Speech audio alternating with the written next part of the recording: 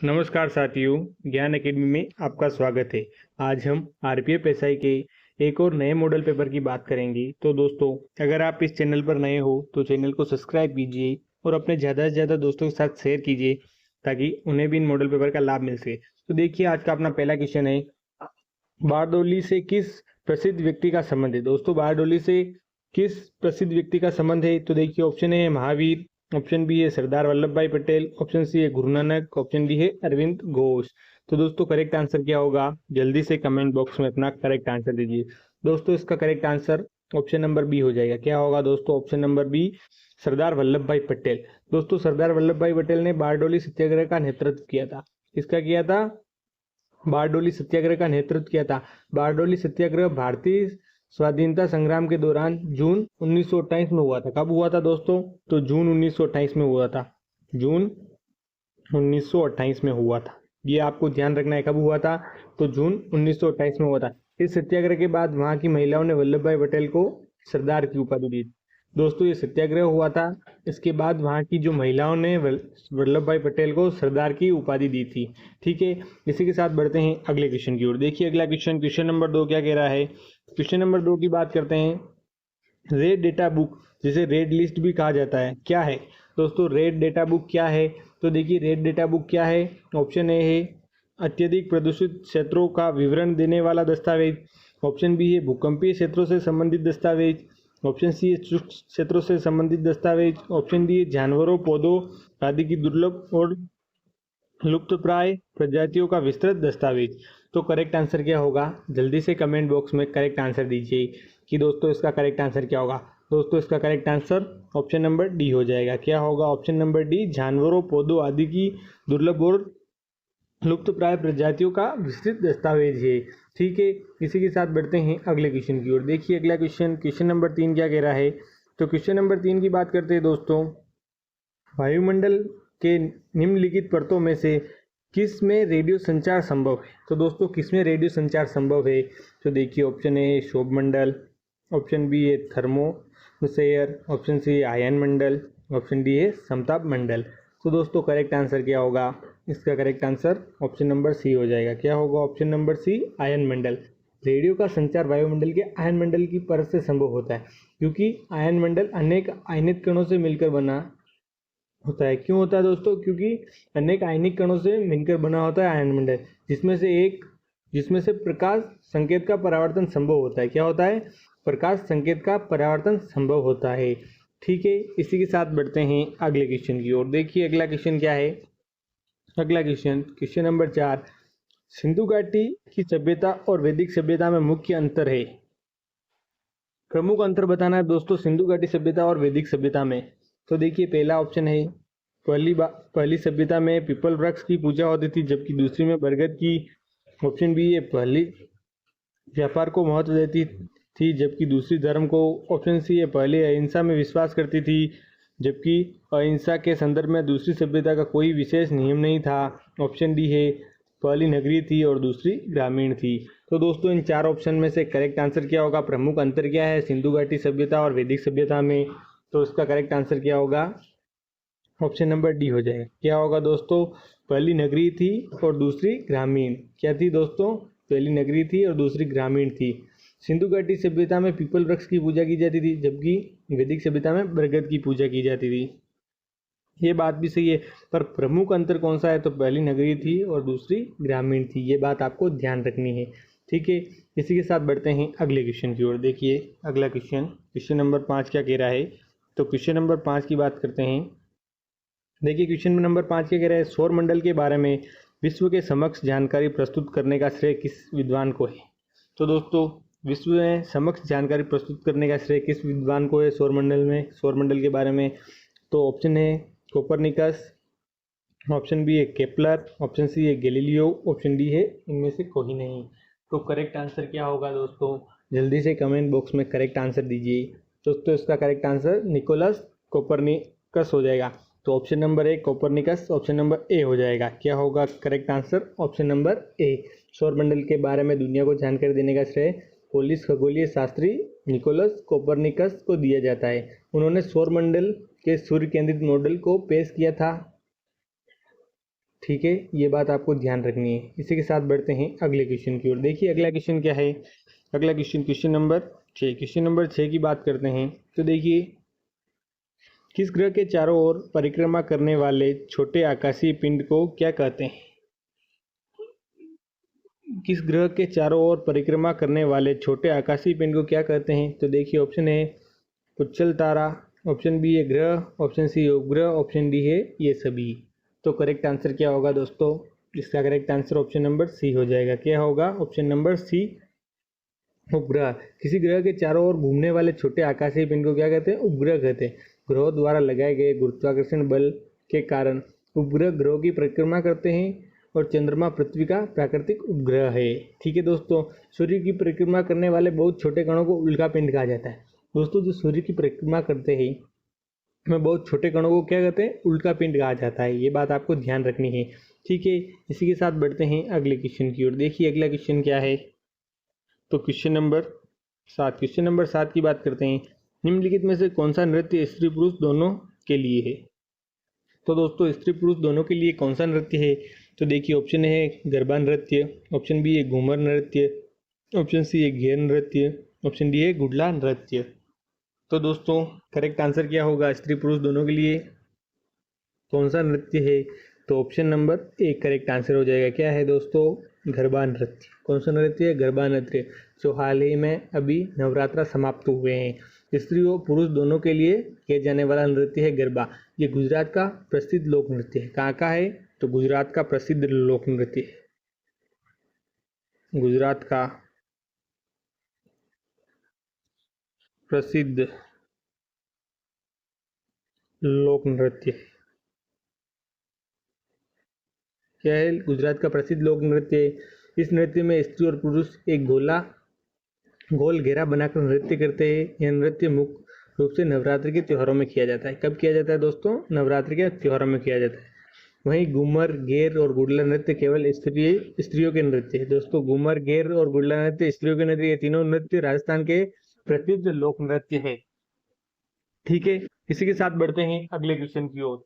देखिए अगला क्वेश्चन क्या कह रहा है, क्वेश्चन नंबर 8। क्वेश्चन नंबर 8 क्या कह रहा है। तो क्वेश्चन नंबर 8 की बात करते हैं तो देखिए, स्वामी विवेकानंद का वास्तविक नाम क्या था। तो दोस्तों स्वामी विवेकानंद का वास्तविक नाम क्या था। तो देखिए ऑप्शन है विवेकानंद, ऑप्शन बी है नरेंद्र नाथ दत्त, ऑप्शन सी है देवदत्त, ऑप्शन डी है कृष्णदत्त। तो वास्तविक नाम क्या था स्वामी विवेकानंद का। तो इसका करेक्ट आंसर हो जाएगा Narendra Nath Dutt. Option number B correct answer होगा। क्या होगा, नरेंद्र नाथ दत्त। दोस्तों इनका जन्म कब हुआ था विवेकानंद का। तो जन्म हुआ था 12 जनवरी 1863। कहाँ हुआ था, कलकत्ता में हुआ था।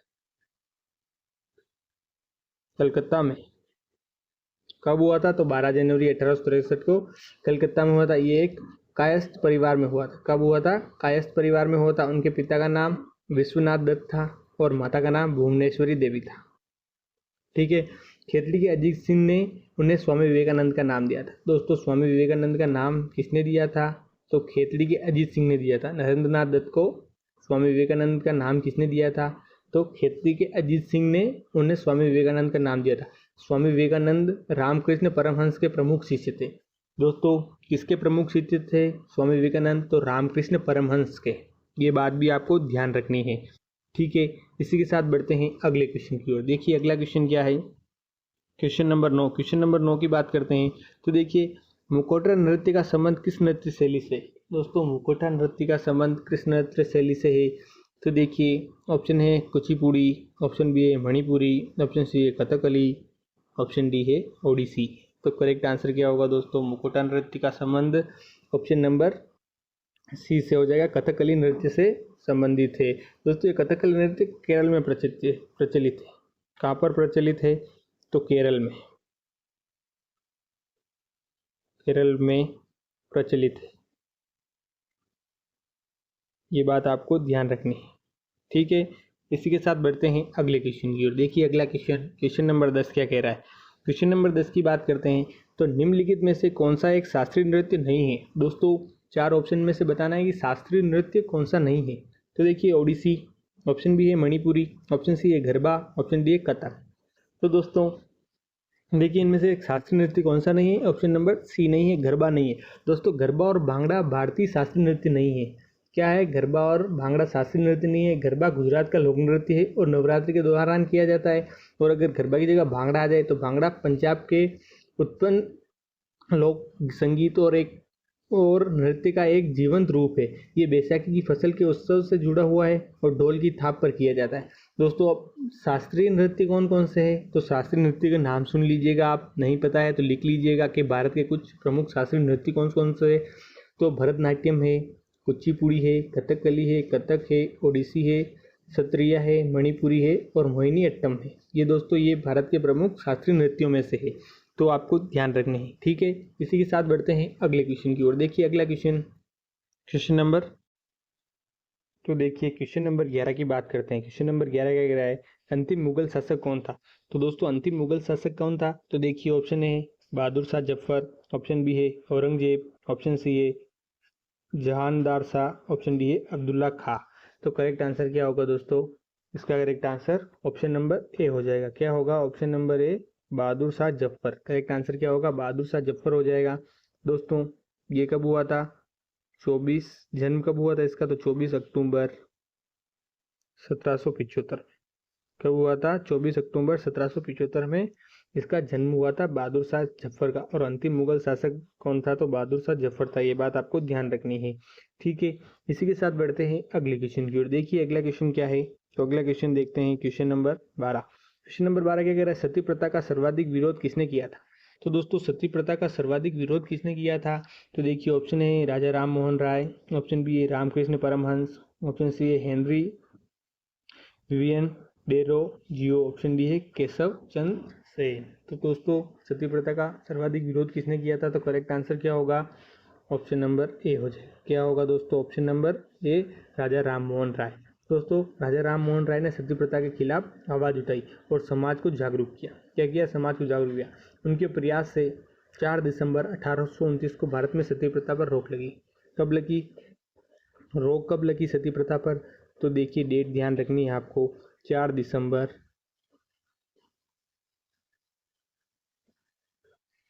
1829। कब लगी? तो 4 दिसंबर 1829 को भारत में सती प्रथा पर रोक लगी।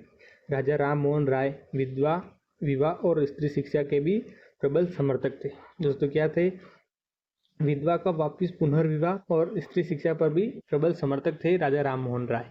ठीक है, इसी के साथ बढ़ते हैं अगले क्वेश्चन की ओर। देखिए अगला क्वेश्चन क्या है? अगला क्वेश्चन नंबर 13 क्या कह रहा है? भारतीय रेलवे का रेल लाइन की लंबाई की दृष्टि से विश्व में कौन सा स्थान है? तो दोस्तों भारतीय रेलवे का रेल लाइन की लंबाई की दृष्टि से विश्व में कौन सा स्थान है? तो ऑप्शन है तीसरा, ऑप्शन बी है छठा, ऑप्शन सी है चौथा, ऑप्शन डी है सातवां। तो दोस्तों करेक्ट आंसर क्या होगा? इसका correct answer option number C हो जाएगा। क्या होगा? ऑप्शन नंबर सी, चौथा स्थान है। दोस्तों चौथा स्थान है। भारतीय रेलवे एशिया का दूसरा सबसे बड़ा रेलवे नेट है। कौन से नंबर का है दोस्तों? भारतीय रेलवे एशिया का दूसरा सबसे बड़ा रेलवे नेटवर्क है। ये दुनिया का चौथा सबसे बड़ा रेलवे नेटवर्क है जो पूरी तरह से सरकारी स्वामित्व में है। भारतीय रेलवे में 12.27 लाख कर्मचारी। कितने हैं दोस्तों? 12.27 लाख कर्मचारी। टोटल कितने कर्मचारी? 12.27 लाख। भारतीय रेलवे दुनिया की 8वीं सबसे बड़ी व्यावसायिक इकाई है। ये बात भी आपको ध्यान रखनी है। ठीक है, इसी के साथ बढ़ते हैं अगले। देखिए अगला क्वेश्चन नंबर 14 क्या कह रहा है? संभव बहुभुज की प्रत्येक भुजा की लंबाई 9 है। लंबाई कितनी? 9 है। संभव बहुभुज की कितनी भुजाएं हैं? तो दोस्तों संभव बहुभुज की प्रत्येक भुजा की लंबाई 9 है। तो संभव बहुभुज की कितनी भुजाएं हैं अपने को ये बताना है। तो दोस्तों संभव बहुभुज के प्रत्येक बहिष्कोण क्या लिखना है दोस्तों? तो ध्यान रखिए, समबाहु का प्रत्येक बहिष्कोण।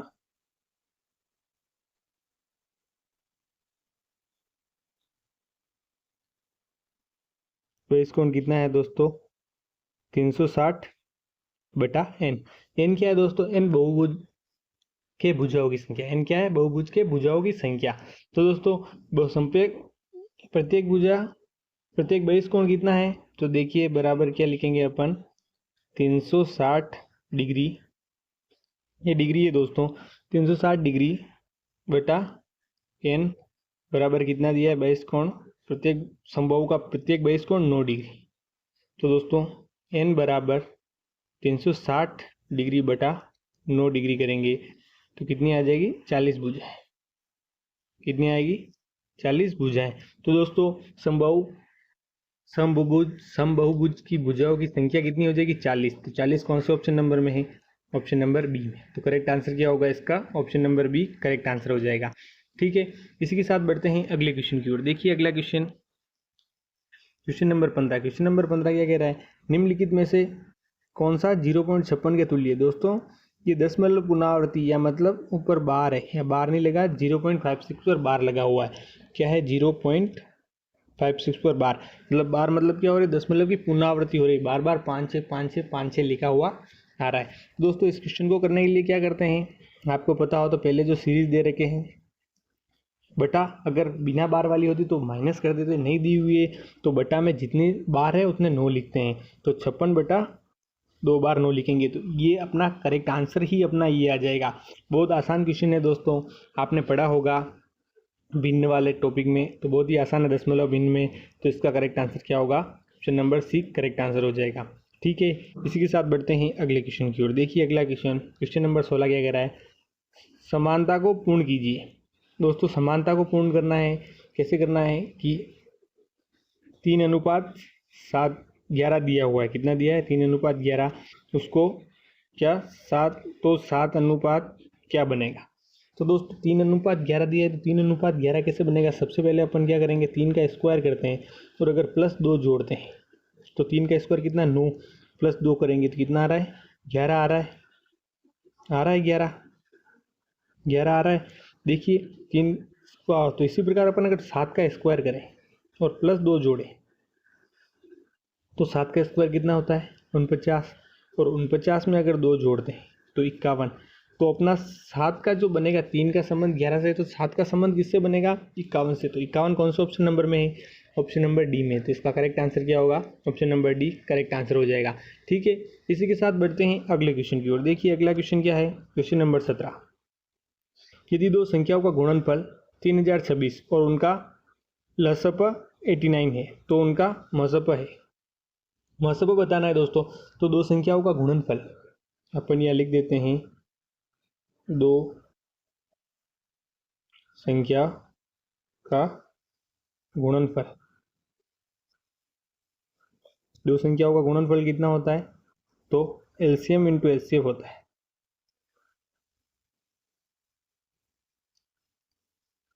चलो यहाँ लसप इंटू मसप होता है, लसप इंटू मसप, लसप इंटू मसप होता है। अब अपने को क्या ज्ञात करना? मसप। तो ये मसप ज्ञात करना है। तो दोस्तों कितना दिया हुआ है अपने को? गुणनफल दो संख्याओं का 3026 बटा में क्या आ जाएगा? लसप। तो लसप कितना है? 89।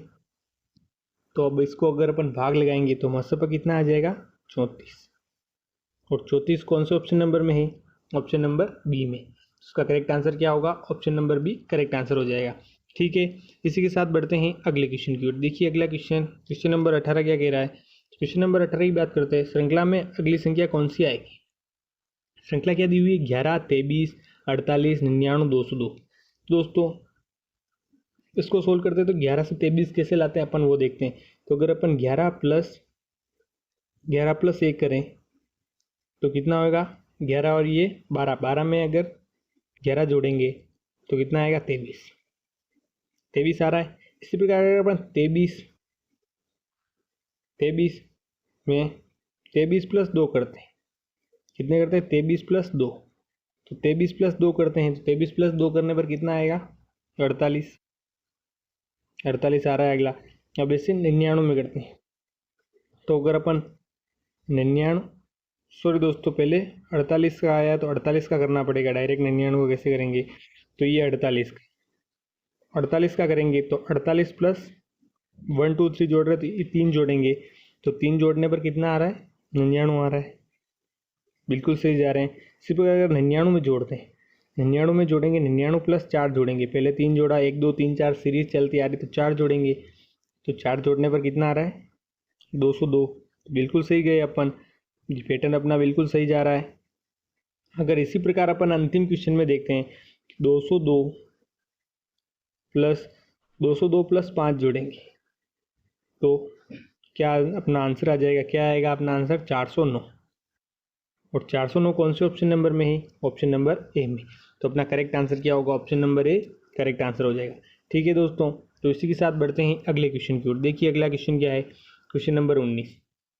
क्वेश्चन नंबर 19 की बात करते हैं, तो यदि काजल की ग्रैंड मदर विनोद की माता की पत्नी है, हेमंत विनोद की एकमात्र संतान है, तब काजल और हेमंत का संबंध किस प्रकार है? दोस्तों ये है काजल। कौन है? काजल। और इसकी ग्रैंड मदर मतलब पिता की भी माता,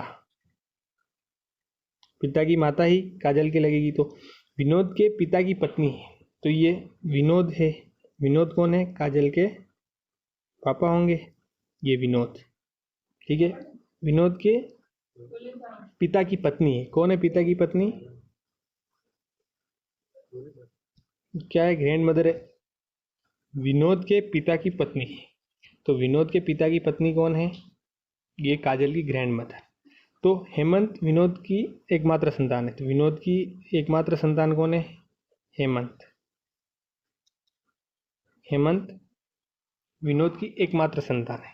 तो दोस्तों काजल का हेमंत से किस प्रकार संबंधित हो? तो दोस्तों काजल का विनोद की तो एकमात्र संतान है, तो विनोद का कोई भाई होगा, विनोद का जो भाई होगा वो काजल का पिता होगा। तो विनोद और काजल और हेमंत का संबंध किस प्रकार होगा? तो कजिन का होगा। तो option number C correct answer होगा। क्या होगा? Option number C correct answer हो जाएगा।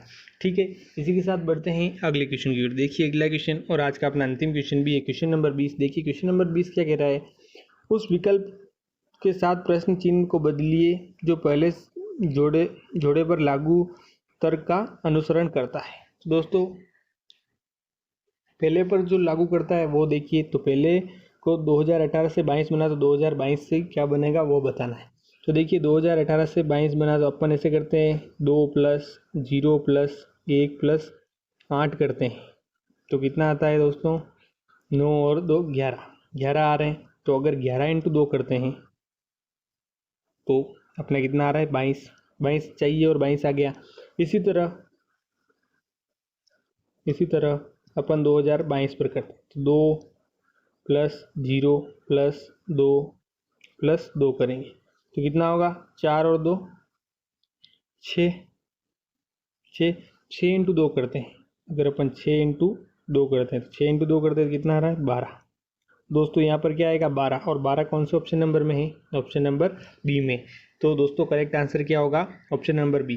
तो दोस्तों ये था अपना आज का एक और नया मॉडल पेपर। कैसा लगा कमेंट बॉक्स में ज़रूर बताइएगा, और चैनल को सब्सक्राइब नहीं किया है तो प्लीज़ सब्सक्राइब कीजिए और अपने ज़्यादा से ज़्यादा दोस्तों के साथ शेयर कीजिए, ताकि आपके साथ उन्हें भी फ़ायदा मिल सके।